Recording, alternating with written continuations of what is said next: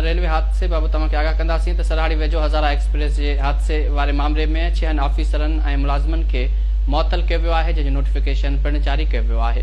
गफ़लत जे इल्ज़ाम हेठि ग्रेड 18 जा 2 ऐं ग्रेड 17 जो 1 ऑफिसर बि मुअतल कयो वियो आहे। तव्हांखे ॿुधाईंदा हलूं त मुअतल थियल ऑफिसरनि में 18 ग्रेड जो divisional executive engineer Sukkur Badrul Arfeen शामिल आहे, जॾहिं त मुअतल थियल ऑफिसरनि में 18 ग्रेड जो works manager workshop Karachi Atif Ishfaq भी शामिल है।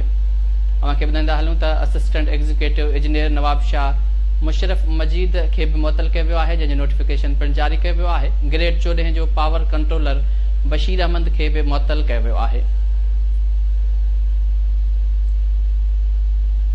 तव्हांखे आगाह कयूं पिया सराड़ी वेझो हज़ारा एक्सप्रेस जे हादसे वारे मामले में 6 ऑफिसरनि ऐं मुलाज़िमनि खे मुअतल कयो वियो आहे, जंहिंजो नोटिफिकेशन पिणु जारी कयो वियो आहे। नोटिफिकेशन मूजिब गफ़लत जे इल्ज़ाम हेठि ग्रेड 18 जे 2 ऑफिसरनि ऐं ग्रेड 17 जे 1 ऑफिसर खे मुअतल कयो वियो आहे, जॾहिं त मुअतल थियल ऑफिसरनि में 18 ग्रेड जो divisional executive engineer Sukkur Badrul Arfeen शामिल आहे। मुअतल थियल ऑफिसरनि में 18 ग्रेड जो works manager workshop Karachi Atif Ishfaq भी शामिल है। इन वधीक तफ़सील मालूम कंदासीं। इस्लामाबाद मां गुलाम रसूल कुंबर असांखे टेलीफोन लाइन ते जॉइन कयो आहे। गुलाम रसूल, छा तफ़सील आहे, आगाह कजो। जी सराणे ट्रेन हादसे जे नतीजे में जेके ही जेको हादसो पेश आयो आहे उन खां पोइ रेलवे अख़्तियारनि तरफ़ां मुलाज़िमनि खे मुअतल कयो वियो आहे।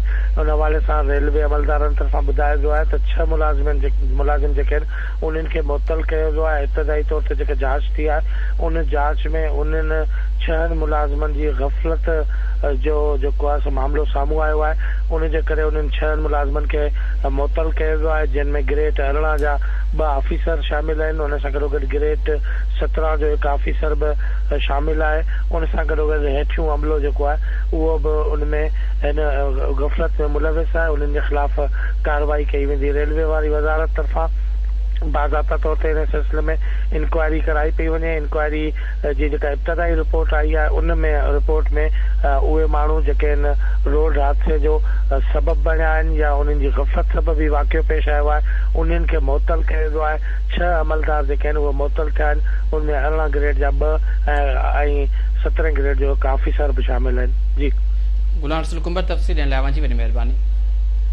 सराड़ी वेझो हज़ारा एक्सप्रेस जे हादसे वारे मामले बाद 6 ऑफिसरनि ऐं मुलाज़िमनि खे मुअतल कयो वियो आहे, जंहिंजो नोटिफिकेशन पिणु जारी कयो वियो आहे।